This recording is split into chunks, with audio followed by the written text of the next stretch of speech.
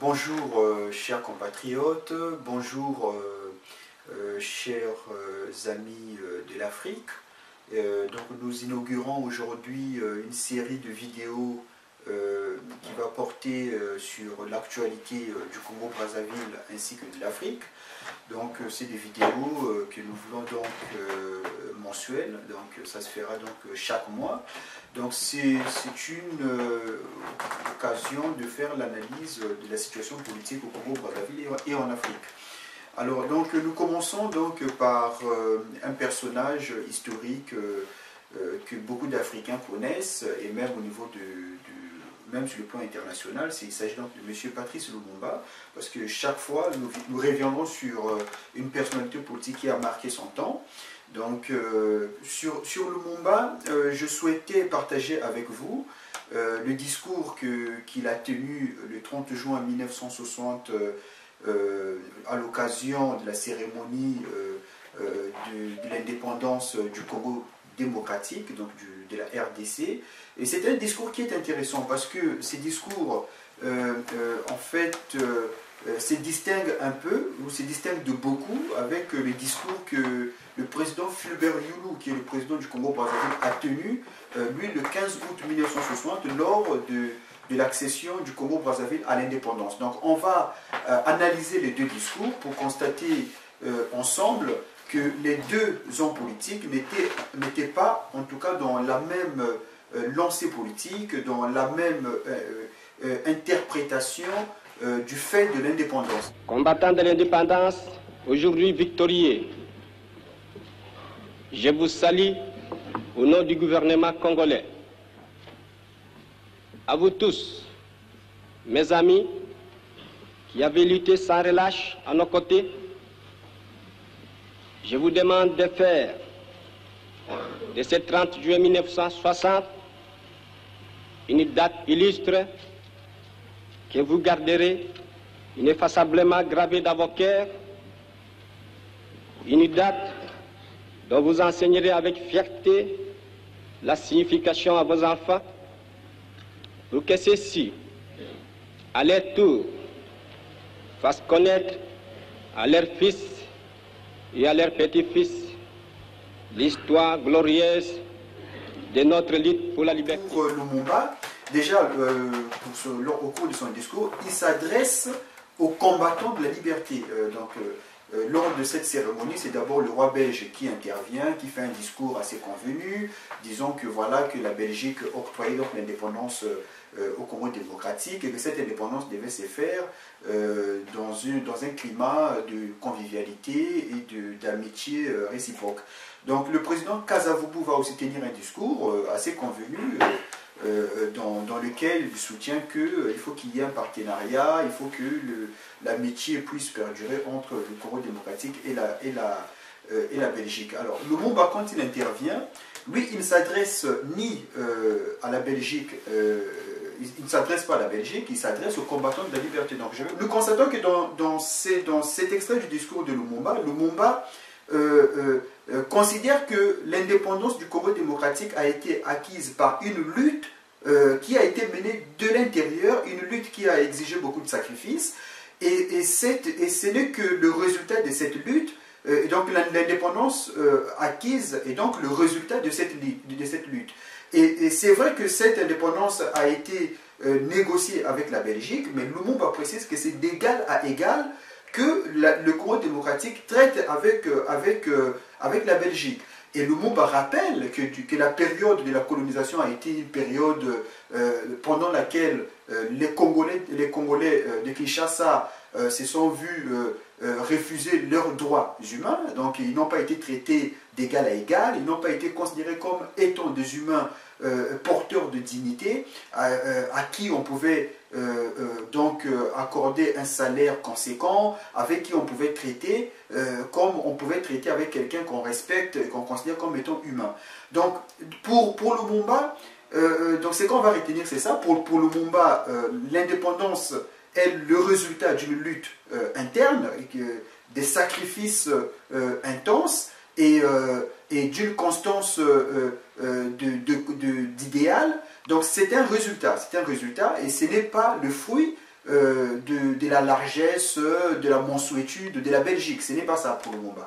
Donc nous retenons ça, et c'est assez intéressant parce que quand on considère le discours que le président Fulbert Yulu a tenu le 15 août 1960, c'est un discours qui est tout à fait aux antipodes du discours de Lumumba. Parce que pour le président Fulbert Yulu, l'indépendance du Congo-Brazzaville est un don, est un don de la France. Donc c'est la France qui décide de faire don au Congo-Brazzaville de cette indépendance. Et cette indépendance n'est que la manifestation de la majorité des Congolais. C'est-à-dire que les Congolais, durant la colonisation, étaient encore des enfants. Ils n'avaient pas encore assez de maturité pour se gouverner eux-mêmes. Et donc ce n'est que lorsque les Français considèrent que les Congolais ont acquis la majorité, que les Français leur accordent l'indépendance. Donc je vais vous lire des extraits de ces discours du président Yulu. Vous verrez vous-même que le président Yulu, et lui, il est vraiment dans un discours qui considère que l'indépendance du Congo-Brazzaville, c'est plus le fruit de la mansuétude de la France. Donc voilà, donc déjà le président Fulbert Yulu a donc une haute considération de Savorgnan de Brazza, qui est l'explorateur qui était venu au Congo-Brazzaville pour découvrir l'actuel Congo-Brazzaville et mettre le drapeau français.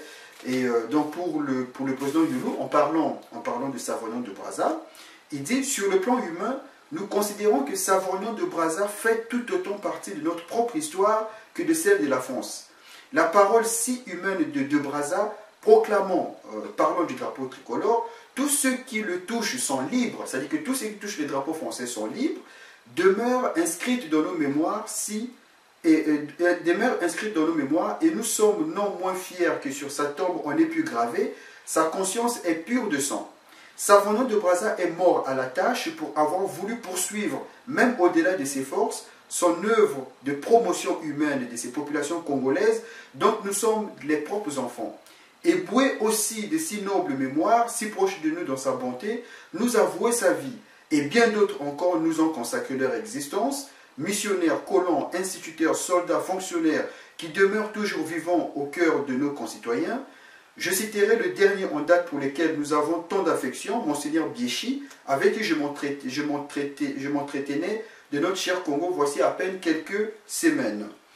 Alors, il continue, il dit: ces sentiments ne sont plus révérentiels et je suis sûr que vous penserez avec nous qu'il est bon qu'il en soit ainsi. Il n'y a pas de colonisateurs ni de colonisés, mais des amis liés par une estime et un respect réciproques. Vous nous avez élevés et nous vous remercions d'avoir compris que nous avions grandi et que nous atteignions notre majorité. Donc vous constatez par là que nous sommes dans une forme d'apologie du colonialisme. C'est-à-dire que pour le président Fulbert Yulu, Savorgnan de Brazza est un humaniste, et c'est quelqu'un qui a apporté le drapeau français à partir duquel tous ceux qui touchent le drapeau français deviennent libres. Et nous comprenons pourquoi M. Sassou Nguesso, quand il érige un mausolée à la gloire de Savorgnan de Brazza à Brazzaville, M. Sassou Nguesso n'innove pas. Ce n'est pas une innovation. Donc M. Sassou Nguesso s'inscrit dans la droite ligne de la considération que le président Fulbert Yulu avait déjà de Savorgnan de Brazza à son époque. Donc nous considérons que là, pour le président Yulu, l'histoire de la colonisation n'est pas une histoire qui est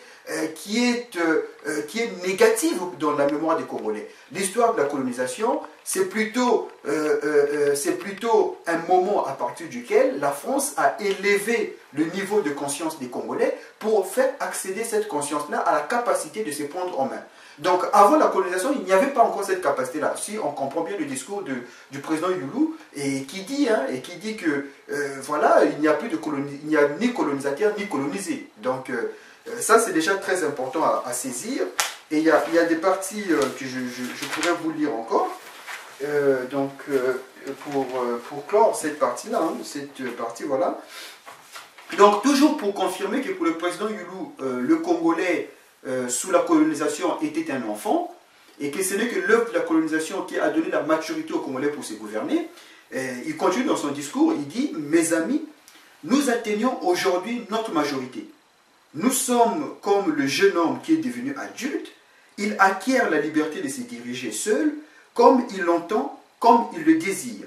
Il reçoit de ses parents une dot pour l'aider à démarrer dans la vie, et dont il dépendra de lui qu'il l'utilise sagement, la fasse fructifier ou la dissipe. » Voilà. Donc, pour le président Youlou, c'est clair que l'indépendance est un signe de majorité des Congolais. C'est-à-dire qu'avant l'indépendance, nous n'étions que des enfants, incapables de se prendre en main, de se diriger, et c'est grâce à la France, et c'est en touchant au drapeau français que nous sommes devenus libres, et que finalement, il n'y a ni colonisateur, ni colonisé. C'est-à-dire que l'histoire de la colonisation, à la vérité, comme ce n'est pas la même lecture que Lumumba fait de la colonisation, puisque Lumumba, on l'a vu ensemble, a cité le fait qu'on a payé de notre sang, qu'il y a eu des travaux forcés, que des gens ont été traités non pas en humains, mais plutôt en bêtes de somme, et qu'il n'a pas été possible pour les Africains, en tout cas, de vivre dignement sous la colonisation, et que cette colonisation, donc cette indépendance, doit être donc le résultat de la lutte qui a été menée de l'intérieur. Et Fulbert Youlou oublie tout le combat de Matswa. Il y a eu quand même des gens comme des Matswa qui se sont levés contre la colonisation. Donc, c'est quand même assez intéressant de constater l'état d'esprit dans lequel l'élite congolaise de 1960 accède à l'indépendance.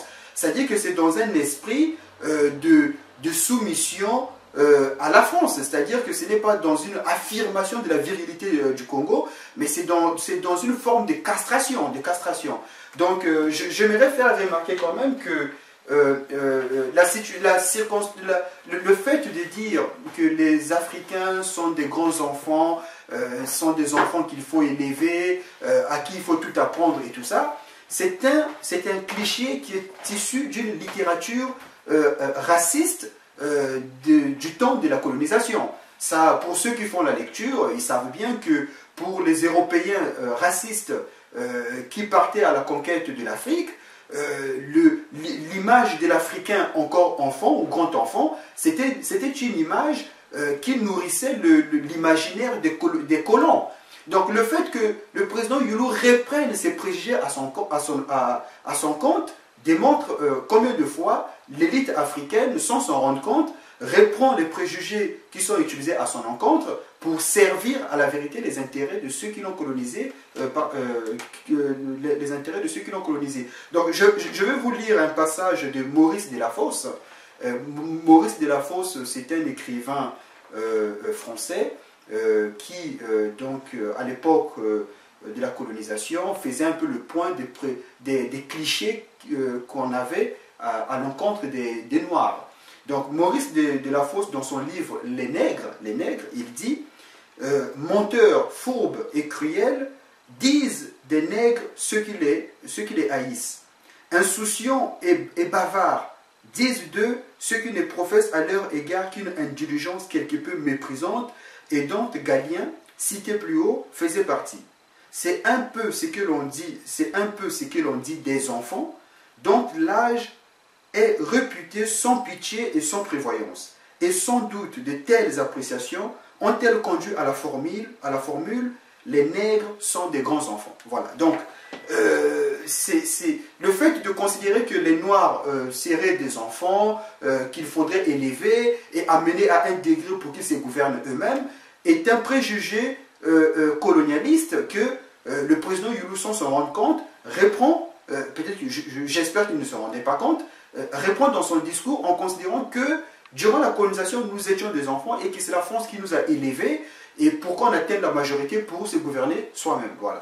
Donc ça, c'était juste pour vous montrer un peu la différence des lectures de l'indépendance entre Lumumba et le président Fulbert Yulu. Voilà. Auditeur, hein, Monsieur Brice Nzamba, merci de votre patience. Maître Brice Nzamba, bonsoir. Bonsoir, Monsieur Francis Laloupo. Vous êtes président du Cercle La Rupture, hein, et vous n'êtes pas d'accord avec la participation de l'opposition aux élections législatives d'août dernier. Oui, tout à fait, parce que pour nous, il se pose un problème de cohérence. Hein. Il se pose un problème de cohérence parce que quand on admet que les conditions d'organisation d'élections ne sont pas réunies, en tout cas des conditions libres et transparentes ne sont pas réunies, par conséquent, on doit prendre des décisions qui sont conformes au constat qu'on fait. Et donc pour nous ne comprenons pas que la quasi-totalité de l'opposition congolaise considère que les conditions d'organisation des élections n'étaient ni libres ni transparentes et que malgré tout cela, l'opposition est quand même partie aux élections. Et l'impression que ça donne, c'est que finalement, cette élection a été quand même jouable puisque l'opposition a participé à cette élection et ça donne l'impression qu'au Congo-Brazzaville, le jeu démocratique se déroule parfaitement et que nous sommes donc en face d'un pays qui est démocratique. Alors moi ce que je ne comprends pas, c'est que après avoir participé à ces élections, qu'on vienne nous dire par la suite que finalement au Congo il n'y aurait pas une forme de démocratie, que finalement il y aurait une forme de dictature, alors que on participe aux élections et qu'on donne par là la possibilité pour le pouvoir en place de dire aux chancelleries étrangères qu'au Congo, il y a une démocratie qui fonctionne. C'est clair. Donc, moi, je pense qu'il se pose un problème de cohérence au niveau de l'opposition congolaise à Brazzaville. Il faut qu'ils sachent exactement aujourd'hui quelle est la nature véritable du régime en place et par là, tirer les conséquences du combat, adapter le combat politique par rapport à la nature du régime en place. Très bien. Parce que comment comprendre, comment espérer une alternance au pouvoir tout en sachant que aucune élection ne peut être libre et transparente avec le régime du PCT. Monsieur Nzon l'a souligné lui-même que depuis 2002 jusqu'en 2012, toutes les élections ne sont ni libres ni transparentes. Dans ces conditions, comment espérer une alternance démocratique par les urnes? Question fondamentale. Voilà, donc ça, je pense que c'est des questions cruciales auxquelles l'opposition doit répondre. Très bien. Et nous, au Cercle La Rupture, nous pensons qu'aujourd'hui, le combat qui doit être mené au Congo, c'est plus du domaine de la résistance que de l'opposition. Parce qu'il n'y a pas de démocratie au Congo. Et quand il n'y a pas de démocratie, en ce moment-là, les citoyens entrent en résistance. Très bien. Et voilà, nous, c'est notre position. On a bien compris, Maître Brice Nzamba, président du Cercle La Rupture. Je me souviens. Voilà, son intervention est très claire, hein, Monsieur le Ministre. Hein, c'est une question fondamentale. Comment adapter le combat politique à la nature d'un pouvoir, et comment gérer cette contradiction, ce paradoxe, qui consiste à critiquer un régime, à dénoncer l'absence de démocratie, tout en participant quand même à l'élection qui, par ailleurs, consacre, je dirais, la revendication démocratique de la part du pouvoir en tout cas. Oui, bon, j'ai suivi notre ami qui vient d'intervenir. Je crois que le point, ce n'est pas une question de cohérence. La cohérence, ça n'a pas de sens dans ces conditions-là. Le point, aujourd'hui, c'est une question de stratégie et de tactique. C'est bien la question que pose Maître Brice Nzamba. C'est très important. C'est une question de tactique et de stratégie. Je vous ai dit quelle stratégie adaptée au régime que vous dénoncez? Voilà, que nous sommes allés aux élections par défi. Défi vis-à-vis de nous-mêmes. Sachant que vous alliez perdre les élections. Absolument. Mais vous savez, l'élection, c'est pas gratuit. Nous avons présenté 75 candidats. Si vous multipliez 75 candidats par 3 millions, ça fait plus de 200 millions qu'on dépense de francs CFA. C'est énorme. Oui. Dans les conditions dans lesquelles nous vivons, sortir plus de 200 millions, ce n'est pas donné. Donc personne n'est idiot pour aller jeter l'argent par la fenêtre, en sachant très bien qu'il allait perdre. Nous sommes allés par défi par rapport vis-à-vis de nous-mêmes. Je vous ai parlé des réunions d'opposition qui étaient divisées dans la mesure où il y en a qui pensaient qu'on peut aller avec Sassou, négocier les conditions électorales, ce qu'ils ont obtenu, c'était bon. Alors, il fallait qu'au niveau de l'opposition, nous rendions compte que nous nous trompions. Ça, c'est le premier défi vis-à-vis de nous-mêmes. Le deuxième défi, c'est vis-à-vis de nos militants. Vous savez qu'en 2007, nous ne sommes pas allés aux élections. Nous avons demandé aux militants de boycotter, de ne pas aller aux élections. Et nous avons eu des problèmes dans nos partis. De nombreux responsables des partis ont démissionné parce que les partis maintenant avaient adopté une attitude suicidaire de politique de la chaise vide. Vis-à-vis de ces militants, parce que pour faire la politique, il faut avoir une base. Il faut avoir des militants, il faut avoir des gens derrière vous. Nous avions ce défi pour montrer à nos militants qu'aller aux élections, nous perdions l'argent pour rien. Donc il y a ce défi-là. Le troisième défi, c'est vis-à-vis du pouvoir lui-même. Le pouvoir claironner partout que les conditions électorales étaient réunies, la démocratie existait. Il fallait aller à ces élections pour montrer à notre peuple que ces conditions ne sont pas réunies. Et le peuple a bien compris. Le fort taux d'abstention explique que le peuple a compris qu'il s'agissait d'un jeu, une tricherie. Et le quatrième défi, c'est vis-à-vis de la communauté internationale. Vous savez qu'on fait pas la politique en vase clos. Quand on fait de la vraie politique en tant qu'opposant, responsable politique, on travaille également avec la communauté internationale. Et qu'est-ce que nous avons dans nos débats avec ces communautés internationales? Allez aux élections, nous allons vous aider. Le PNUD a organisé la formation des agents électoraux à Brazzaville avant ces élections. Moi, j'ai écrit à 2 reprises au représentant du PNUD pour dire, monsieur, vous vous trompez. Vous vous trompez. Tout ce que vous faites, c'est pour servir le pouvoir. Ils m'ont demandé de venir signer un accord de bonne conduite. J'ai refusé d'aller signer parce que j'ai estimé que ce qui était en train de se passer n'était pas normal. Mais il fallait aller aux élections. Nous avons accepté de perdre l'argent par défi pour montrer que les conditions ne sont pas réunies. Et aujourd'hui, nous en tirons les leçons. Tout à l'heure, on va en parler. Quelles sont les leçons que nous avons tirées de ça? Et sur quel point nous nous sommes mis d'accord désormais? Première leçon, 1. Nous avons dit aller aux élections dans les conditions actuelles. Comme ça, avec le pouvoir qui est en place, c'était une perte de temps, une perte d'argent. Voilà la première leçon. La deuxième leçon, qu'est-ce qu'il faut faire? Alors, il faut mobiliser notre peuple. Mobiliser le peuple pour que le peuple soit réellement informé. Troisième leçon, il faut amener le pouvoir à s'asseoir avec nous dans les meilleures conditions pour définir ensemble quelles sont les conditions optimales permissibles d'une bonne élection. C'est ce que nous avons proposé au pouvoir aujourd'hui. Nous avons sorti aujourd'hui une lettre ouverte que nous venons d'envoyer au président Sassou pour dire qu'il faut convoquer les États généraux de la nation pour que nous mettions tout à plat. On met tout à plat. Cette lettre a été envoyée aujourd'hui. Elle a été envoyée, il l'a déjà reçue et aujourd'hui elle a été publiée. Si vous regardez Internet, vous devez la voir. Sinon, nous vous l'envoyons. Une lettre ouverte qui a été signée par tous les partis engagés de l'opposition et qui va être signée par les engagés, les Congolais, les citoyens congolais qui veulent s'engager dans ce combat pour la vraie démocratie. Voilà ce que nous venons de faire. Alors, si, malgré ces efforts, et nous demandons à tous les Congolais de s'associer à ça, parce que c'est notre planche de salut, nous n'avons pas d'armée. Le président de la République a commandé d'armes, d'importantes quantités, ça ne fait que rentrer. Même cette semaine, c'est encore rentré. Des armes. Des armes. Alors, nous n'avons pas d'armes. Qu'est-ce que nous devons faire? Nous comptons sur la force populaire.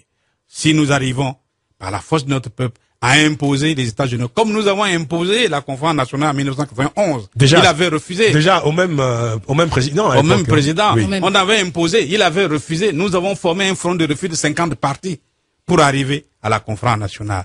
Alors, aujourd'hui, nous nous engageons dans ce combat-là. Si l'accès, nous voulons qu'on se retrouve, qu'on définisse les vraies conditions qui nous permettent d'aller aux élections libres, transparentes et équitables. En dehors de ça, nous n'irons plus. Voilà ce que notre frère n'a pas compris. Il faut une démarche. Ce n'est pas comme ça de tête qu'on fait. C'est très clair. Parler un peu de la situation politique actuelle. En tout cas, c'est que les partis politiques congolais vivent aujourd'hui. Alors, vous vous rappelez sûrement qu'à la sortie de la conférence nationale souveraine, puisque au cours de la conférence nationale souveraine, il y avait les forces du changement, il y avait des jeunes qui étaient là et qui souhaitaient vraiment qu'il y ait une rénovation de la culture politique, qu'il y ait de nouvelles figures sur la scène politique, et que les anciens, ceux qui ont fait la politique du Congo-Brazzaville, autant du mouvement national de la révolution avec les Massamba Débat, avec le mouvement insurrectionnel, avec le PCT, que tout ce cadre-là, tous ceux qui étaient convaincus ou encore sur lesquels pesaient des fortes présomptions ou des fortes présomptions qu'ils ont pu participer à des crimes de sang ou des crimes économiques, que ces gens-là ne fassent plus la politique. Donc les nouveaux, au moment de la conférence nationale, qui se sont battus pour que cet acte puisse être adopté, finalement, ils n'ont pas eu gain de cause. Ils n'ont pas eu gain de cause puisque les anciens qu'ils ont décriés durant la conférence nationale souveraine, ce sont ces anciens-là qui ont fini par occuper le devant de la scène politique en créant des partis qui, pour la plupart, ou pour ne pas dire l'essentiel, sont des partis à ancrage ethnique ou régionaliste. Donc nous avons par exemple le MCDDI, qui était un parti politique créé par Bernard Kolela, et qui, pourtant dans les statuts du MCDDI, quand on lit l'article 13 des statuts du MCDDI, il est bien précisé que c'est un parti qui n'a pas un ancrage régional ou ethnique. C'est l'article 13 des statuts du MCDDI. Mais lorsque on voit l'implantation du MCDDI, alors on constate que c'est un parti qui est implanté que dans le pôle ou dans les espaces géographiques où les ressortissants du pôle sont présents. Donc on voit bien que là, on a véritablement affaire à un parti ethnique, voilà, à 99,99%. Il peut y avoir une, deux, trois personnes qui ne sont pas de la région du pôle, mais de façon globale, générale, en tout cas à 99,99%, c'est un parti qui est véritablement ancrage ethnique. Alors on voit la même situation quand on voit par exemple l'UPADES. L'UPADES, donc la grande œuvre de Lissouba, c'est d'avoir fait en sorte que des gens qui appartiennent à plusieurs ethnies se retrouvent au sein d'un même espace politique pour porter son projet politique et qui finalement a donné naissance à ce qu'on appelle le Nibolek, donc qui est un rassemblement donc, des ressortissants du Niari, de la Pointa et de la Likumu. Quoique, à l'époque de Lissouba, quand il battait campagne, il a pu rassembler au-delà de ces régions-là, puisqu'il y a eu la région de la Sangha et une bonne partie de la Likwala aussi qui avait voté pour lui. Donc c'est véritablement l'UPADES. On voit bien que la base de l'UPADES, c'est une base qui est régionaliste, parce que c'est le Grand Niari, si on peut le dire ainsi. Maintenant, on voit le RDPS, c'est le Kouilou. Bon, le RDD, c'est plus un parti qui est considéré comme d'ethnie Kouyou. Et aujourd'hui, tous ces partis qui sont issus de la conférence nationale souveraine traversent des grandes crises. Des grandes crises. Donc on a le RDD aujourd'hui qui est divisé puisqu'il y a deux personnes qui se réclament être secrétaire général du RDD. Et on a donc M. Kani, et on a Anaclet Tsomambe. Donc les deux se battent pour diriger le parti, parce que Anaclet Tsomambe reproche donc à M. Kani le fait que le RDD, que tous les postes stratégiques du RDD ou les plus importants sont occupés par des Kouyous. Et ça, c'est le reproche qui est fait par Anaclet Tsomambe. Et M. Kani, lui, il estime qu'il a la légitimité parce que, étant quelqu'un quand même, un combattant de la première heure. Donc c'est quand même, il y a quand même ces problèmes-là qui se posent au niveau du RDD et qui a conduit des militants à prendre position, à faire il y a eu même une déclaration de la jeunesse du RDD qui est montée au créneau. Donc on voit que ces problèmes de division interne au sein des partis politiques n'est pas seulement le fait du RDD, mais c'est aussi le fait, en fait, l'UPADES l'a connu aussi. L'UPADES a connu cette division avec l'UPADES fond blanc et l'UPADES fond jaune. Et c'est vrai que il y a eu une réunification de l'UPADES sous la houlette de Madame Lissouba.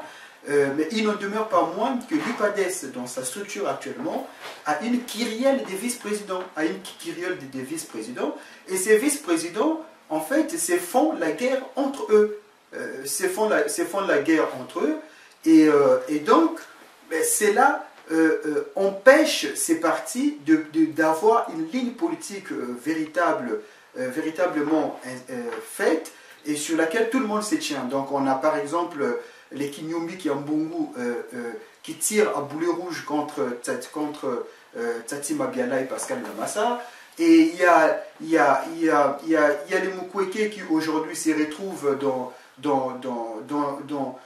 la revendication des États généraux avec l'Enzon, alors qu'il y a une certaine partie, il y a certains vice-présidents de l'UPADES qui ne suivent pas cette ligne-là.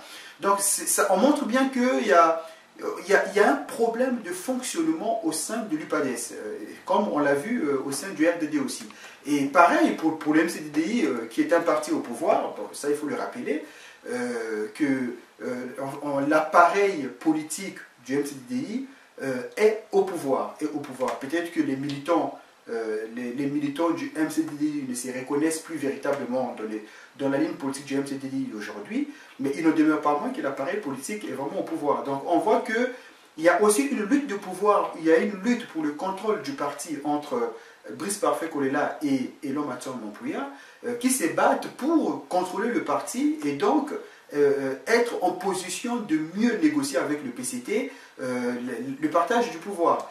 Donc, on voit bien que au-delà de toutes ces luttes, ce ne sont pas des luttes qui sont portées par les revendications des militants qui souhaitent plus de démocratie au Congo, plus de démocratie dans le fonctionnement des partis politiques, mais ce sont plus des luttes de positionnement au sein de l'appareil du parti pour mieux contrôler le parti et être en mesure de mieux négocier le partage du pouvoir avec le PCT. Et il va de soi que le parti qui profite de cette situation, c'est avant tout le PCT qui tire les ficelles et qui lui permet en fait de décider à un moment donné quelle frange de ces partis politiques va contrôler le parti politique qui est en lambeau. Je prends l'exemple du MCDDI. Je pense que c'est la frange entre Elom Mampuya et Brice Parfait Kolela. C'est lui qui va l'emporter dans le contrôle du parti, va être celui que le PCT va décider. Si le PCT décide que ce soit Elom Matson Mampuya, il va donner suffisamment de moyens financiers à Elom Matson Mampuya pour que celui-ci puisse dynamiser le MCDDI, lui donner en tout cas l'apparence d'un parti qui est dynamique et qui est au contact avec ses militants, pour que cette frange-là puisse contrôler le MCDDI et pouvoir traiter avec le PCT. Donc le maître du jeu de tout ce qui se passe, à la vérité, c'est le PCT.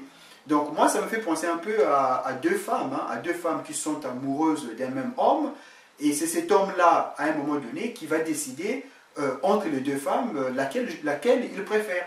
Donc c'est un peu la lutte entre Matson Mampuya et Brice Parfait Kolela, c'est la lutte de deux femmes qui font de leur mieux pour plaire un maximum à l'homme dont elles sont amoureuses. Donc, mais ce qui est intéressant surtout, à mon avis, c'est de souligner que la base du MCDDI ne se reconnaît pas dans l'alliance que le MCDDI a signée avec le PCT.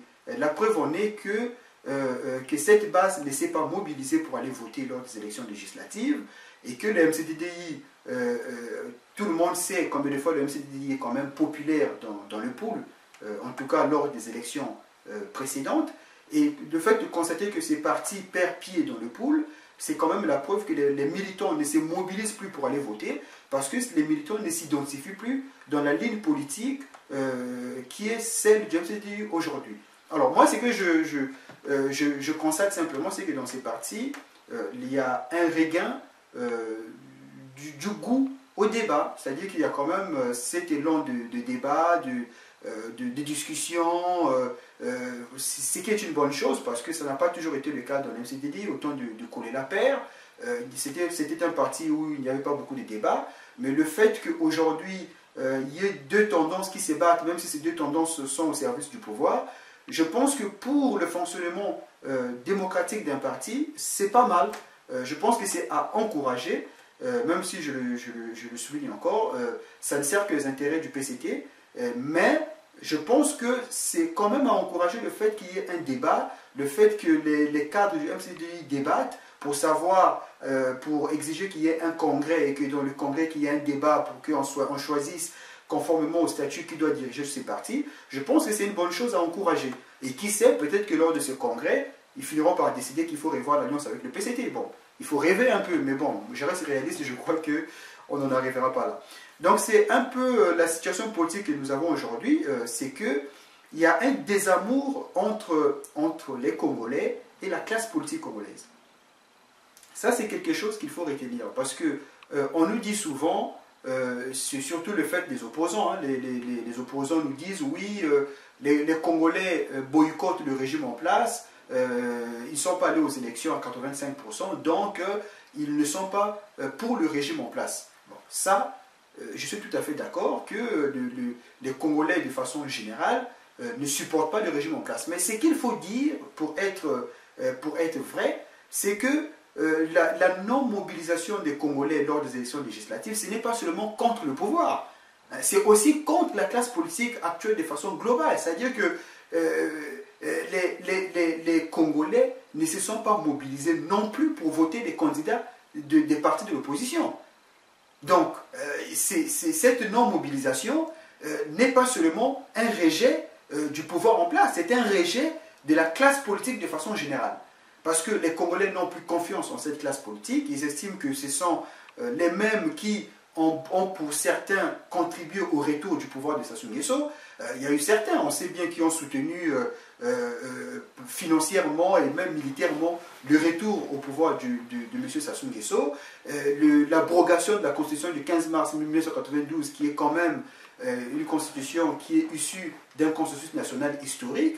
Et ce sont les mêmes aujourd'hui qui disent qu'ils se battent pour la démocratie. Bon, c'est quand même extraordinaire. Moi, je me dis, on ne peut pas s'être battu pour renverser des institutions issues de la Constitution votée par le peuple qu'on dit servir, après un consensus national historique, et venir nous dire par la suite que, voilà, je me bats pour la démocratie. Je crois qu'il faut quand même qu'on soit cohérent, et la cohérence est quand même très importante quand on estime vouloir porter les revendications ou porter les aspirations de tout un peuple. Donc il y a ces rejets de la classe politique de façon générale qui est présente et qui fait que les Congolais ne sont plus mobilisés. Les Congolais ne sont plus mobilisés, donc aujourd'hui quand les hommes politiques montent au créneau, pour la plupart ils peuvent mobiliser les gens de leur ethnie, ils peuvent aller dans leur village et puis mobiliser les gens, mais vraiment les grands meetings que les Congolais ont connus à une certaine époque, aujourd'hui ça devient de plus en plus difficile. Parce qu'il y a un problème de crédibilité qui se pose au niveau de l'opposition, au niveau de la classe politique congolaise. Donc il y a ces points qu'il fallait souligner. Ça me permet d'arriver au thème de la demande des États généraux. Donc, en politique, l'opposition congolaise demande au gouvernement d'organiser les États généraux de la nation. Ceci dans le but d'adopter, selon l'opposition, une position commune après le déroulement de législatives au Congo. Cette déclaration de l'opposition a été faite ce jour, ce 17 août, devant la presse locale. Le reportage de Fanas Siessier. Après les élections législatives de 15 juillet et 5 août 2012, les partis politiques de l'opposition congolaise se sont retrouvés au siège de l'UPADES. Cette rencontre avait pour but d'adopter une position commune après les élections législatives.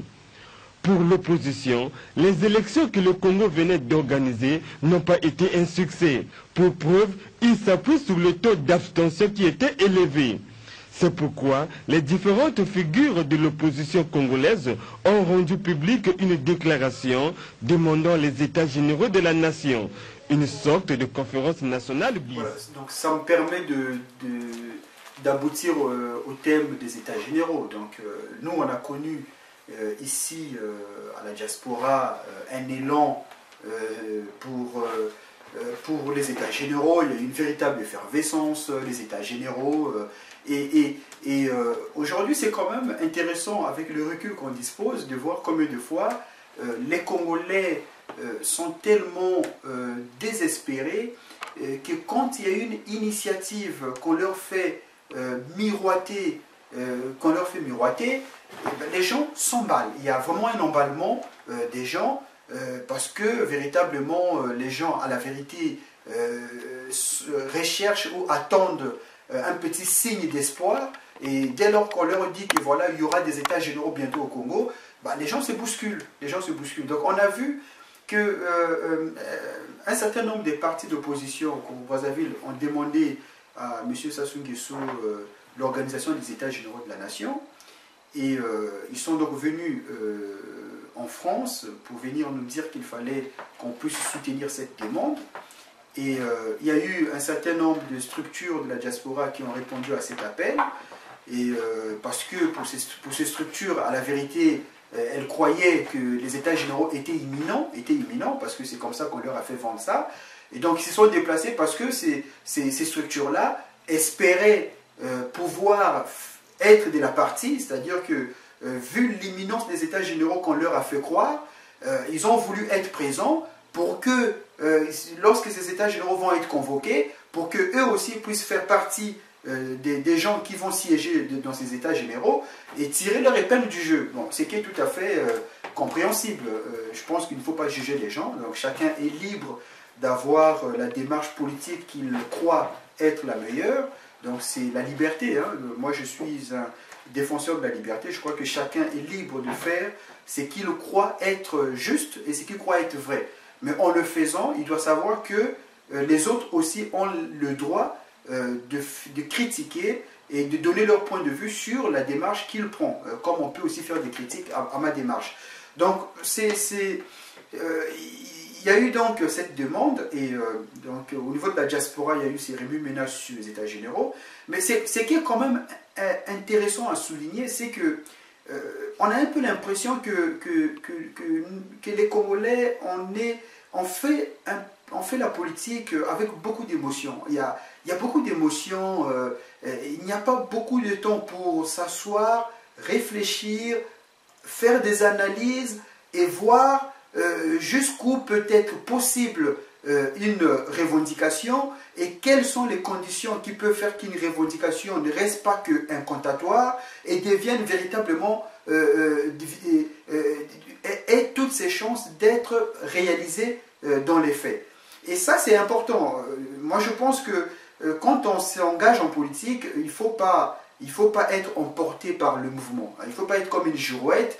Quand le vent va à gauche, on va à gauche. Le vent va à droite, on va à droite. À un moment donné, il faut savoir s'asseoir, réfléchir pour chercher à savoir si véritablement la démarche dans laquelle on veut s'inscrire est une démarche qui porte en elle les germes d'une concrétisation ou plutôt si ça va rester dans le cadre de l'illusoire. Donc, moi je pense que c'est très important de souvent s'asseoir et réfléchir pour savoir.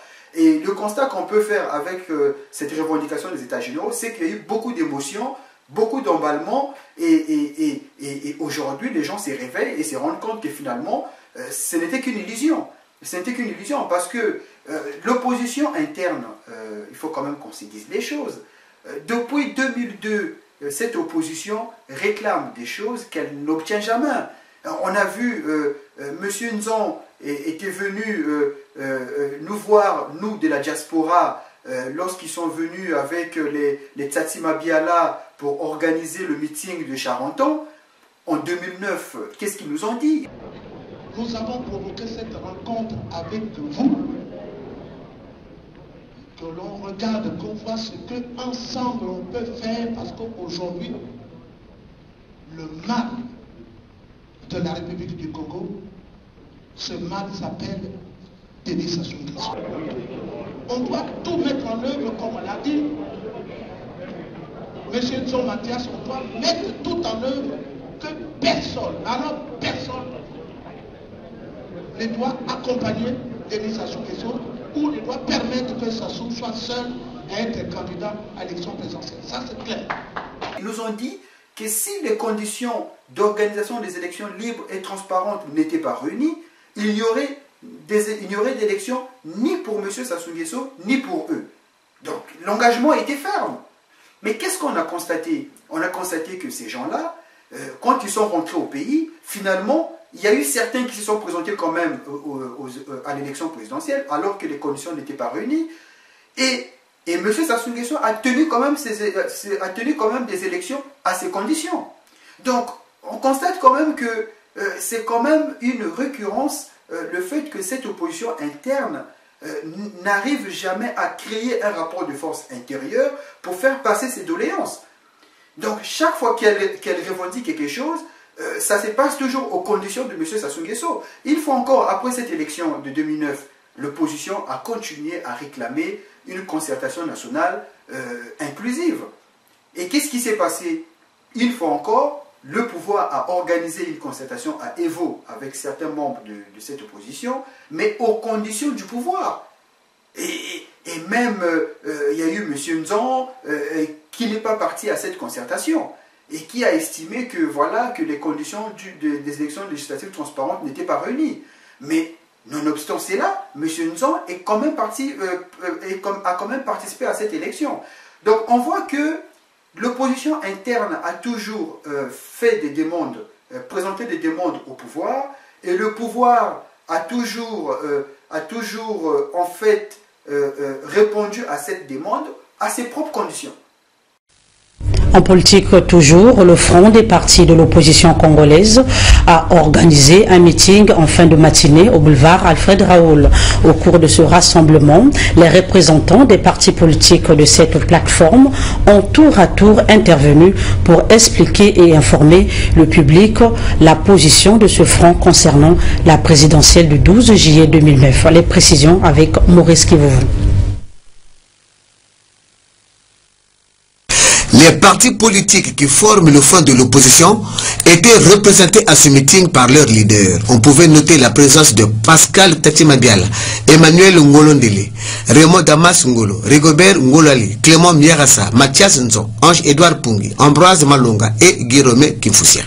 Ce meeting était modulé par 5 interventions. La première fut celle de Tatimabiala qui, au cours de son allocution, a exigé des conditions permissives pour une élection présidentielle transparente, équitable, démocratique et apaisée. Emmanuel Ngolondele a fait état du contexte politique général de l'heure lié à la malgouvernance, d'où il a décrié les mauvaises conditions socio-sanitaires, le chômage, et il œuvre pour le changement. Ange-Edouard Pungi, pour sa part, a mis un accent particulier aux médias publics, où la censure règne encore. Il a ensuite notifié que l'opposition congolaise est plus que jamais soudée, contrairement aux racontars de la rue.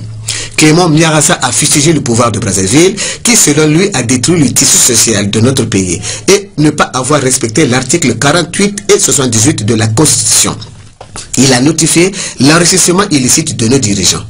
L'intervention tant attendue était celle de Mathias Nzan, où ce dernier s'est appesanti spécifiquement sur le corps électoral. Il faut une nouvelle CONEL. Et cette nouvelle CONEL, nous devons la constituer nous tous. Pour boucler la boucle, Guillaume Kimfoussia, tout en rendant hommage au journaliste Twadi Kissa Mansanga pour ses analyses journalistiques, a fait part à l'assistance de la paix et la sécurité qui devrait en principe régner avant, pendant et après les élections. Et il a mis en garde tous les photos de troubles qui tenteraient de s'aventurer aux salles besognes dans le but de déstabiliser notre beau pays. Pendant 4 heures du temps, aucun incident majeur n'a été enregistré pendant ce meeting. Après la conférence de presse, les leaders de l'opposition se sont rendus au ministère de l'administration du territoire et de la décentralisation pour présenter leurs doléances qui se résument entre autres au report du scrutin du 12 juillet prochain. Ils ont été reçus par le directeur de cabinet du ministre Séraphin Ondele. Parfait Moutombissa.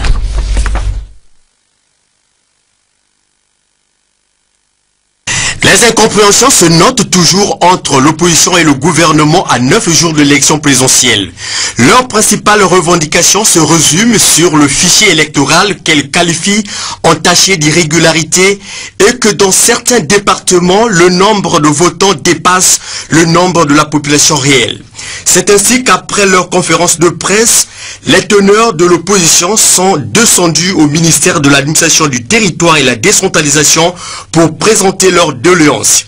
Le message est entendu, le ministre n'est pas là, mais son directeur de cabinet est là. Nous avons proposé une réunion lundi prochain et il a pris l'engagement d'informer son ministre, de faire en sorte que nous soyons informés de la décision qui sera prise par le ministre de l'administration. Et quelles pourront être les conséquences si justement lundi vous n'avez pas une suite favorable? Pour l'instant, on ne peut pas dire s'ils n'ont pas une suite favorable, c'est dans l'intérêt de tout le monde. Nous ne pensons pas que l'administration du territoire puisse faire fi des bonnes objections que nous devons faire, qui sont tout à fait constructives pour l'avenir de notre pays et pour nous-mêmes.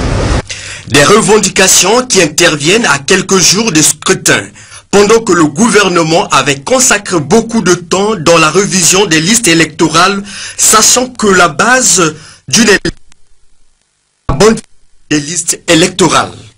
Pour preuve, la révision des listes électorales lancée le 1er décembre 2008 a pris fin en avril 2009, soit 5 mois pour mettre à jour le fichier électoral. Et pour réussir cette opération de révision des listes, le gouvernement avait sollicité la participation de toutes les parties concernées par l'élection présidentielle, à savoir les partis politiques, la société civile et l'administration pour travailler de commun accord afin d'obtenir des données fiables. Malheureusement, certains hommes politiques avaient refusé de participer à cette révision en menant des campagnes de désinformation contre l'opération qu'ils revendiquent aujourd'hui. Mesdames, Messieurs, ainsi s'achève ce journal coordonné par Ghislain Voula et réalisé par Fefenga Kenny. 23h30, Rigobert Moussouki sera chez vous pour les infos dernières. Merci de l'avoir suivi et surtout merci de votre indulgence pour les imperfections constatées. Mesdames, Messieurs, bon week-end à tous et à demain, 20h.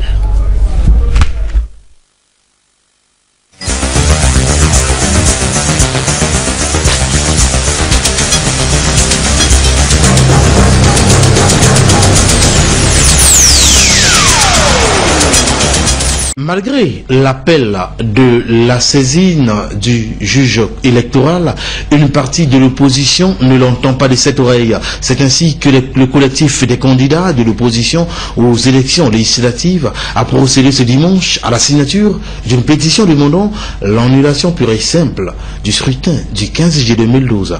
Christian Gamialo. Bien mécontent de l'organisation du scrutin du 15 juillet dernier, près d'une trentaine des candidats de l'opposition sous le label du collectif des candidats victimes de la fraude électorale ont signé une pétition.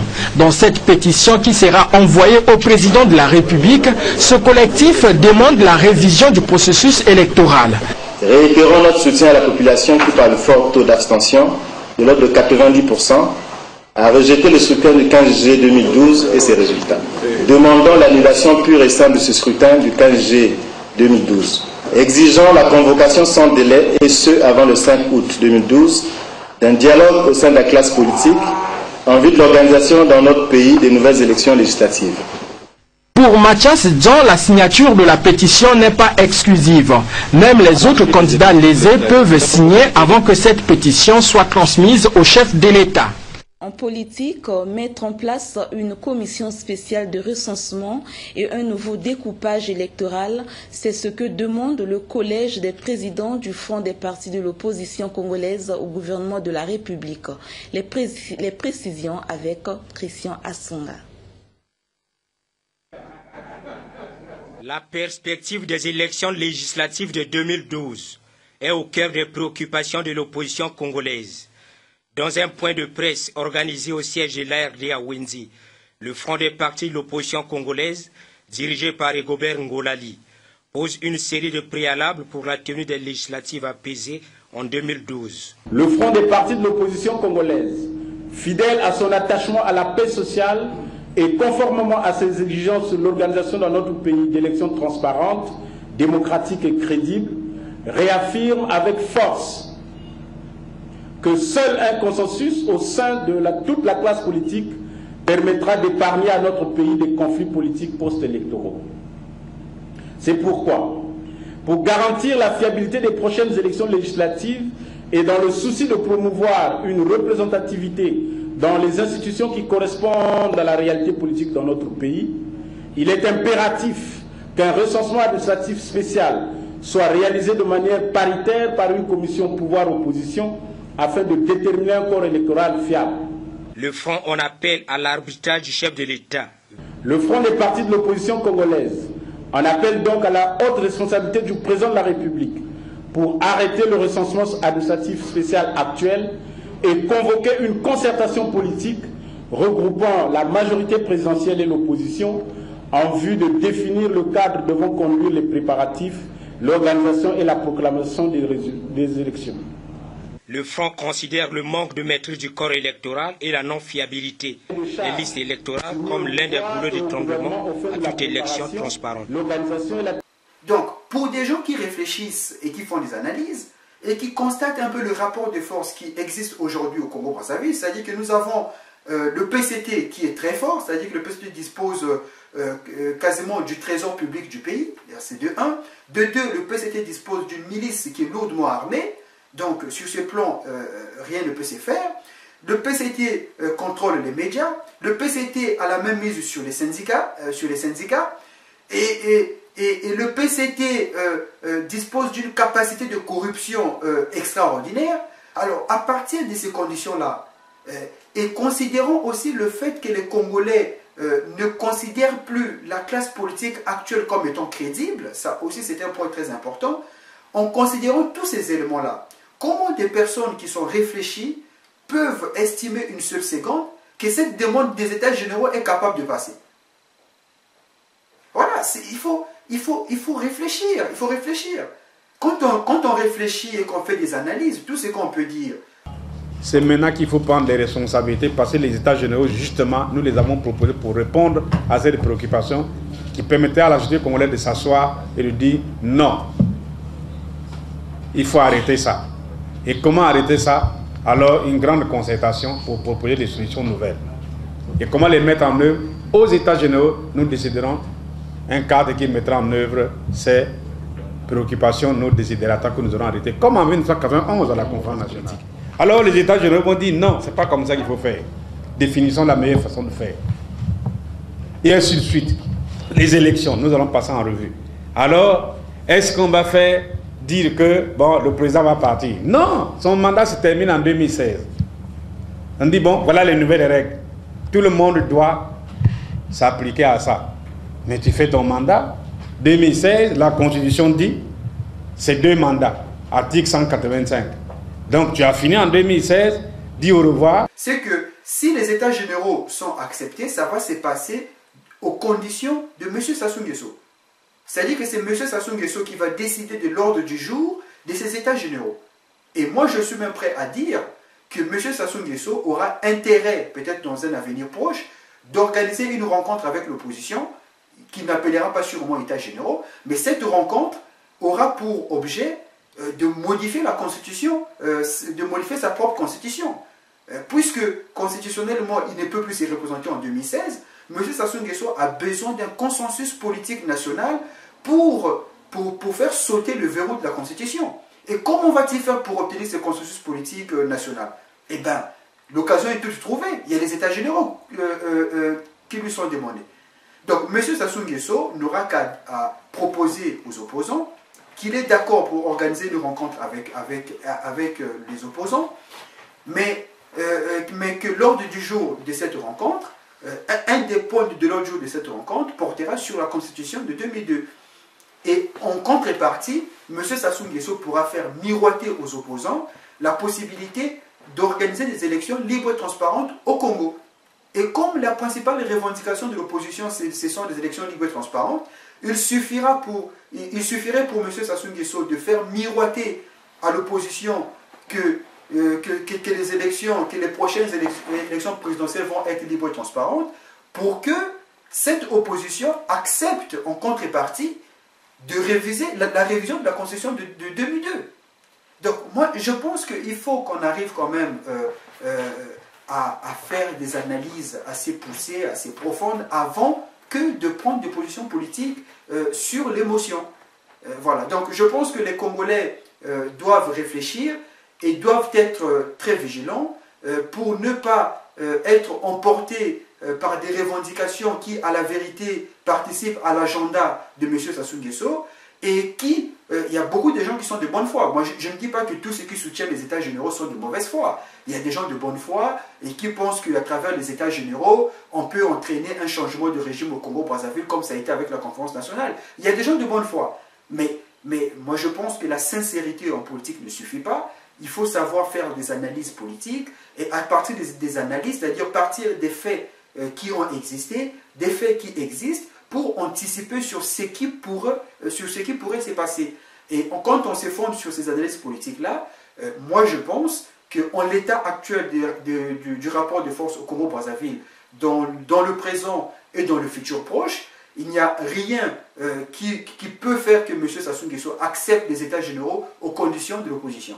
Donc s'il y a une rencontre avec M. Sassou Nguesso, ça se passera aux conditions de M. Sassou Nguesso. Et ce qui importe à M. Sassou Nguesso aujourd'hui, c'est d'abord et avant tout de modifier la Constitution de 2002 pour qu'il se représente en 2016. Donc je pense que les États généraux participent plus à faire avancer l'agenda de M. Sassou Nguesso que l'agenda de l'opposition, tenant compte du fait que l'opposition elle-même n'a pas suffisamment de levier, donc des capacités de rapport de force pour imposer son agenda. Voilà, donc après on pourrait me dire oui, mais on peut toujours créer le rapport de force et tout ça, mais je pense qu'il faut rester lucide, il ne faut pas être un rêveur, il ne faut pas non plus aussi tomber dans des illusions. Je pense que concrètement et dans le présent dans lequel nous nous trouvons, il n'y a encore aucun élément qui est posé par l'opposition interne pour qu'on puisse penser que cette opposition peut être capable de créer un rapport de force. Il n'y a encore aucun élément. Voilà, donc je ne suis pas fataliste, mais je suis réaliste. Voilà, je suis réaliste et je pense que le rêve et l'illusion, ça a causé beaucoup de dégâts au sein de la classe politique congolaise. Je pense qu'il faut que de plus en plus nous soyons réalistes et pragmatistes. Voilà. Donc il y a ça, et voilà ce que j'avais à dire sur les états généraux. Et pour finir, je dirais un mot sur ce qui se passe au Mali. C'est quand même nos frères parce que nous sommes tous africains. Et donc, le sentiment panafricain qui nous habite, c'est vraiment d'être solidaire à la crise du Mali. Des colonnes djihadistes, des convois transportant armes et combattants. Le Mali est en état d'alerte après les mouvements des groupes armés en direction du sud, au bord de la ligne de démarcation. Alors que depuis avril dernier, les islamistes qui ont pris possession du nord avaient stoppé leur progression, il semble que les choses soient en train de changer. Désormais, les colonnes de combattants se situent à seulement 25 km des positions des forces maliennes. D'après plusieurs sources, de très violents affrontements ont été signalés dans la zone de Mopti, opposant l'armée régulière et AQMI associée au Moujao, mais également à Ansardine ou encore Boko Haram.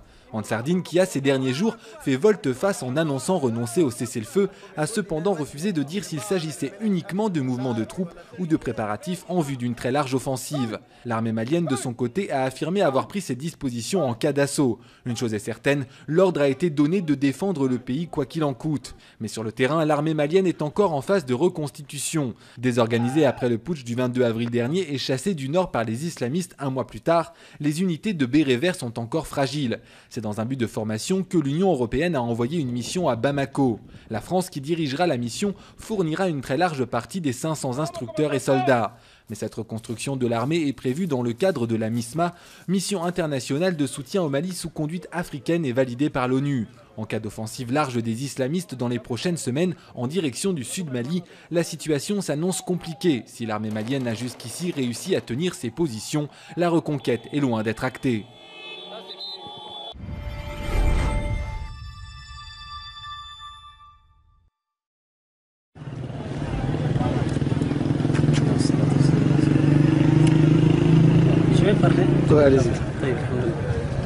Ce message est envoyé à la France, aux États-Unis et à tous les pays de l'OTAN.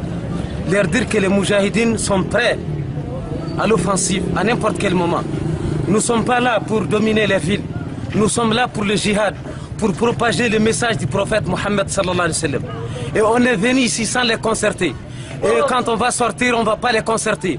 On est venu au nom de la ilaha illallah Muhammad Rasulullah. On est prêt à défendre la religion jusqu'au dernier degré. On est prêt à combattre la France, les États-Unis, tous les pays de l'OTAN. Et on considère que toute leur puissance n'est qu'une toile d'araignée. Comment nous menacer avec une toile d'araignée? Vous nous menacez avec notre souhait, le martyr. On doit vivre en bon musulman, en bon pratiquant ou que l'on meurt en martyr. À l'instant où nous arrivons à Bamako, les avions de chasse français sont en train de frapper depuis moins de 24 heures les combattants islamistes. La ville ne parle que de ça, mais au premier coup d'œil, pas de militaires, ni dans les rues, ni sur les marchés. Pourtant, à moins de 500 km au nord de cette capitale malienne, la France vient d'entrer en guerre pour repousser l'avancée des activistes du désert, empêcher les partisans de la charia d'entrer un jour dans Bamako. Vive la France! Vive la France! Vive la France! Vive la France! Vive la France! Nous sommes là angoissés, mais aujourd'hui on est libérés. La France, c'est le Mali! Les Français aiment les Maliens! Que Dieu vous bénisse! En ville, certains auraient même prénommé leur nouveau-né Hollande, du nom du président français. Il y a en tout cas autant de drapeaux tricolores qu'à l'occasion d'une visite officielle. L'intervention française ne fait que commencer. À l'aéroport, le tarmac se transforme en base militaire. Venus du Tchad, du Burkina, du Sénégal, de Côte d'Ivoire ou de France, les unités arrivent une par une. D'abord, 550 hommes, prêts à partir à la guerre. D'ailleurs, ils se préparent à être blessés. Sur les plaies par balle, ce qu'il faut toujours regarder, c'est trou d'entrée et trou de sortie. Ok. Si vous bouchez à l'entrée et que vous ne bouchez pas la sortie, ça ne fonctionnera pas. D'accord ? Il y aura en tout plus de 3000 Français engagés. Ils savent déjà que l'opération sera longue et difficile, car l'ennemi se défend. En tout, dispersés dans le Nord Mali, grand comme presque 2 fois la France, environ 2 à 3 000 combattants. Des guérilleros du désert, 300 pick-up, une alliance d'indépendantistes touaregs, de trafiquants en tout genre et de djihadistes d'Al-Qaïda. En moins de 6 mois, ils ont pris le contrôle des grandes villes du désert. Ils ont détruit les lieux saints de Tombouctou et appliqué la loi islamique. Frappés par les avions français depuis la semaine dernière, ces combattants tentent de poursuivre leur offensive. La zone des combats s'est stabilisée à environ 400 km au nord de Bamako, où les islamistes ont repris la ville de Diabali. 6 jours après le début de l'intervention française au Mali, les premières troupes africaines de la mission internationale de soutien au Mali sont arrivées à Bamako. Les Nigérians et les Togolais ont été les premiers jeudi à fouler le sol malien. Des petits contingents venus en éclaireur pour régler les problèmes logistiques. 2000 soldats africains sont attendus d'ici le 26 janvier, mais cette force ne sera pas opérationnelle avant plusieurs semaines. Avec 900 hommes, le Nigeria formera le plus gros contingent de la CEDEAO.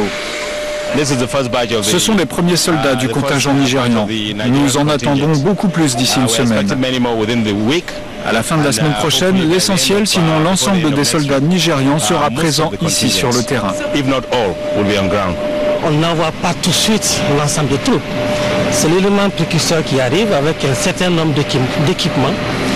Donc il prépare le terrain, si vous voulez, pour le déploiement du gros de la troupe. Même s'ils ne pensaient pas envoyer des troupes aussi rapidement, l'ensemble des États de la CEDEAO accélèrent leur déploiement au Mali. Le Togo, le Burkina, le Sénégal et le Niger ont promis 500 hommes, le Bénin 300 et le Ghana 120. Le Tchad annonce également l'envoi de 2000 soldats, une aide qui pourrait s'avérer précieuse car les Tchadiens sont des soldats aguerris, habitués au combat dans le désert. À terme, c'est près de 5000 soldats africains qui aideront à sécuriser les villes reprises aux djihadistes. Au Mali, les djihadistes sont surarmés.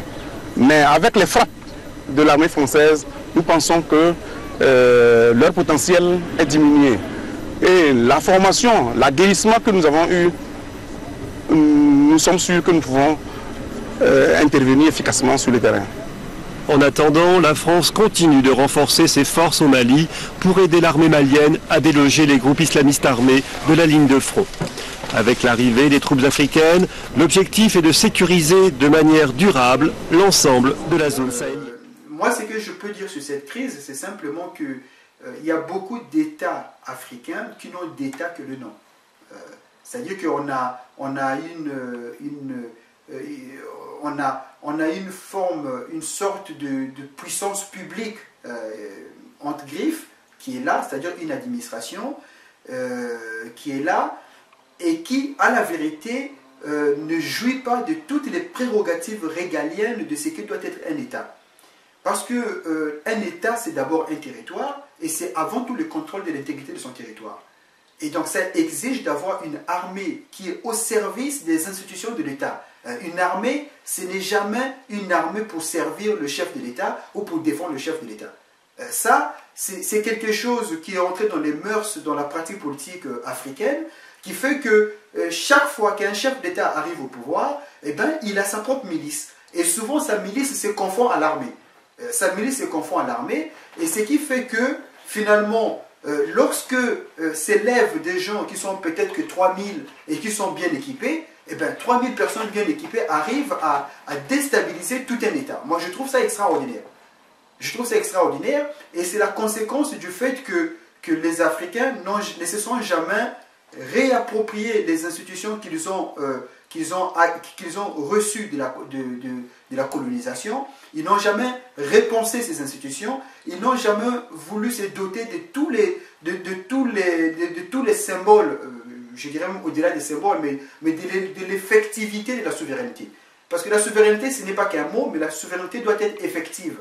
Et la première chose qui permet à un État d'être souverain, c'est d'abord et avant tout d'être en mesure de pouvoir assurer son intégrité territoriale. Ça, c'est important. Donc, c'est le premier constat que je peux faire, c'est ça. C'est que beaucoup d'États, on a vu ça avec la Centrafrique, quelques rebelles qui se sont levés, ont fini par mettre l'État centrafricain à genoux. Bon, est-ce qu'il y a un État centrafricain? C'est encore un autre débat. Moi, je pense que je ne pourrais pas dire en toute sécurité qu'il y a un État centrafricain. Moi, je dirais qu'il y a un groupe de gens qui se trouvent là, qui gèrent une administration et qui s'occupent de leurs intérêts, et ça s'arrête là. Voilà, parce que le propre d'un État, c'est l'accession à la puissance.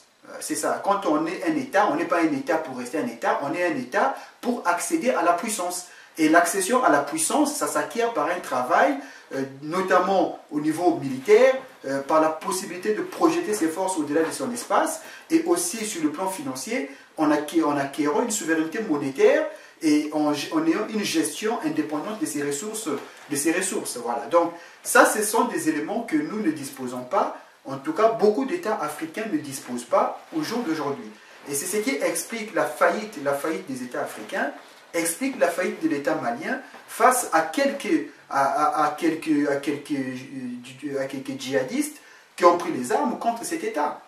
Donc, c'est déjà la question des États africains qui se posent et qui se posent à nous aujourd'hui avec acuité, et notamment la question des armées africaines. Voilà. Comment on peut expliquer qu'en Afrique, il n'existe quasiment pas d'école de guerre? Déjà, le président Bozizé lançait un appel pour que la France intervienne en Centrafrique. Et là, c'est le président Diakounda Traoré qui lance un appel pour que la France vienne intervenir. Donc, on voit bien que la France, elle est voulue, elle est souhaitée, elle est demandée. Et on voit bien qu'au sein de la population malienne, l'intervention française, elle est populaire.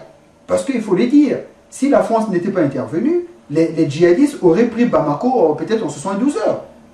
Alors, est-ce qu'il est mieux d'avoir des djihadistes au pouvoir dans un pays africain, ou est-ce qu'il est mieux de traiter avec la France pour que la France intervienne? Maintenant, moi je suis d'accord que la France n'intervient pas pour les beaux yeux des Maliens, ça c'est évident que la France a ses intérêts, et qu'elle intervient aussi pour sauvegarder ses intérêts, ce qui est tout à fait logique. Mais moi je me dis que il se pose un problème de cohérence. Si l'Union africaine avait pris ses responsabilités, dès qu'elle avait eu la résolution 2085 pour intervenir et qu'elle avait mis en branle des troupes avec la logistique, la France ne serait pas intervenue. Parce que la position de la France au départ était de ne pas intervenir, de ne pas envoyer de troupes au sol, mais de se contenter de mettre à la disposition de la CEDEAO la logistique. Ça, c'était la position initiale de la France. Donc, ce n'est qu'avec l'offensive des djihadistes et le fait que les Africains ne sont pas sur le terrain et ne se mobilisent pas malgré la résolution que la France a dû intervenir. Donc voilà, je pense que ça montre simplement la faillite de l'Union africaine. C'est une faillite. C'est une faillite morale, c'est une faillite politique, c'est une faillite financière, c'est une faillite militaire. Donc c'est pour nous dire qu'aujourd'hui encore, en 2013, les Africains ne sont pas encore capables de se prendre en main. Donc moi, quand je vois beaucoup de gens qui se disent panafricanistes et qui critiquent juste parce que chaque fois que c'est un occidental qui intervient en Afrique, c'est un néocolonialiste, c'est un impérialiste, je pense qu'il faut pousser un peu plus loin des analyses. Il ne faut pas se contenter des réactions épidermiques, émotionnelles. Il faut pousser un peu plus loin l'analyse. Si la France intervient en Afrique, c'est parce qu'il y a un vide. Voilà, parce que la nature a horreur du vide. Si en Afrique, il y avait une véritable force qui existait, qui était capable de se prendre en main, la France ne se projetterait pas en Afrique. Donc si la France intervient, il faut d'abord qu'on s'en prenne à notre propre faiblesse avant de tirer à boulet rouge sur la France. Voilà. Donc moi je pense qu'il ne faut pas inverser les choses. Il faut d'abord commencer par s'en prendre à nous-mêmes avant que de s'en prendre à la France. Donc je pense que l'attitude responsable, c'est celle-là. Ce n'est pas seulement de dire que oui, la France est néocolonialiste, la France est impérialiste, mais il faut aussi être rigoureux avec nous-mêmes et puis dire que la France est un État qui défend ses intérêts, et ce qui est tout à fait légitime, et que ce n'est pas à la France de défendre les intérêts des Africains, c'est aux Africains de défendre leurs intérêts. Donc si la France intervient au Mali au soutien de ses intérêts, c'est que justice. C'est que parce que les Africains ne sont pas capables de le faire. La France, amie du Mali, moi je dis que dans toute guerre, on nous cache l'histoire et on nous cache les intérêts. Et je voudrais pouvoir expliquer les deux qui me semblent vraiment fondamentaux et totalement occultés dans la version officielle des médias. L'histoire occultée, c'est quand il y a eu un président élu au Mali qui s'appelait Modibo Keïta, qui voulait l'indépendance de son pays, le développement et mettre fin à la pauvreté. Qu'est-ce que la France a fait? Elle a soutenu un coup d'État sanglant de Moussa Traoré. Modibo Keïta a crevé en prison et Moussa Traoré, ça a été une dictature épouvantable pendant 23 ans. Ensuite, il y a eu d'autres marionnettes à la place. Ensuite, il y a la question des intérêts, à savoir que le Mali, c'est un pays pauvre, mais comment on peut être pauvre quand on est riche? Et toute la région, le Niger, c'est un pays où c'est le dernier pays sur la liste du niveau de pauvreté dans le monde, et c'est un pays très riche avec l'uranium. Et donc, il faudrait expliquer ce que vous cachez soigneusement, à savoir que dans cette région, il y a de l'or. L'or a été exploité au Mali, dans les mines de Morila, par Bouygues, derrière des paravents. Deuxièmement, l'uranium. Areva est plein de convoitises pour l'uranium du Mali. Et quand on veut voir ce qu'il va en faire, il faut voir ce qui se passe au Niger, le pays le plus pauvre, comme je le disais. Au Niger, Areva, c'est le numéro 1 de l'exportation nucléaire dans le monde. Le Niger, c'est celui qui procure tous les revenus qui permettent à Areva et aux firmes qui travaillent avec elle, Alstom, Suez, Bouygues et tout ça, de gagner énormément d'argent. Et on a tout à fait raison de parler de néocolonialisme, et le fait que la France y était là avant ou pas, ça n'a aucune importance. Le colonialisme, ça consiste à piller les richesses, et c'est ce qui se passe dans l'ensemble de l'Afrique. Un Africain noir sur 3 ne mange pas à sa faim. Un Africain noir sur 3 n'a pas accès à l'eau potable. Résultat, pendant la journée qui est en train de s'achever, là, il y a 10 000 gosses dans le monde qui ont crevé parce qu'ils n'ont pas accès à une eau potable. Et la raison de ça, c'est que les multinationales françaises et vos grands amis ou les amis de votre patron, Bolloré, Bouygues, Lagardère, etc., se sont fait des couilles en or pendant que les Africains, ils crèvent de faim. Et ça, allez leur dire que c'est une théorie du complot quand eux, ils voient la misère pendant qu'ici, vos amis, c'est les Ferrari, les Porsche et les châteaux. Vous pensez je vais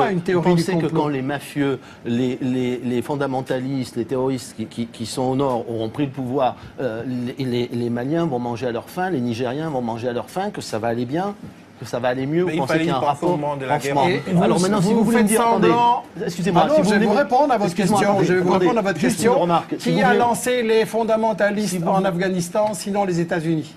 Qui travaille avec le Qatar et l'Arabie Saoudite pour répandre les trucs les plus fanatiques en Libye, en Syrie et même un peu ailleurs aussi. Ça, vous le savez très bien. Donc, une fois les islamistes sont vos amis et une fois sont vos ennemis. Il faudrait choisir. Je voudrais donner la parole à Naoufel Brahmi. Si vous voulez me dire qu'il faut renégocier les contrats d'exploitation en Afrique pour toutes les grandes sociétés, je suis d'accord. Mais ça ne répond pas à la question de savoir ce qu'on fait. Les gens, ils crèvent de faim à cause de vos contrats. Oui, mais arrêtez de penser que ça n'est qu'à cause de ça. Et expliquez-moi comment les gens que nous combattons aujourd'hui vont donner de la richesse à tout le monde. Vous savez, il y a des pays qui ont beaucoup... Il n'y aura jamais la paix tant que les gens crèveront de faim, et ils crèvent de faim à cause de vos amis. Bien sûr, à cause de nos amis. Mais c'est bien, voilà. Bien sûr, c'est... Parlons de Benghazi. Non, on n'a pas le temps, malheureusement. Juste qui répondent pourquoi, alors à ce moment-là, quelle est la question que vous avez posée? Pourquoi est très simple, parce que des représentants de la population de Benghazi qui menaçaient d'être massacrés mais les services secrets français étaient 6 mois avant l'insurrection de Benghazi. Vous reprenez les mensonges habituels. Non, mais arrêtez, les services secrets français étaient là 6 mois avant l'insurrection.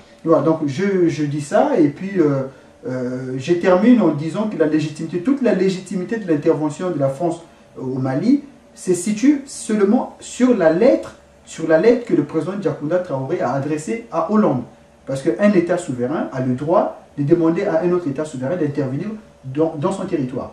Donc ça, c'est la seule légitimité, parce que le Conseil de l'ONU, le Conseil de sécurité de l'ONU n'a pas pris une résolution autorisant à la France d'intervenir. Donc, ce qui est assez extraordinaire, parce que le président Hollande, à la base, disait que la France ne pourrait intervenir dans le monde que sur la base d'une résolution du Conseil de sécurité.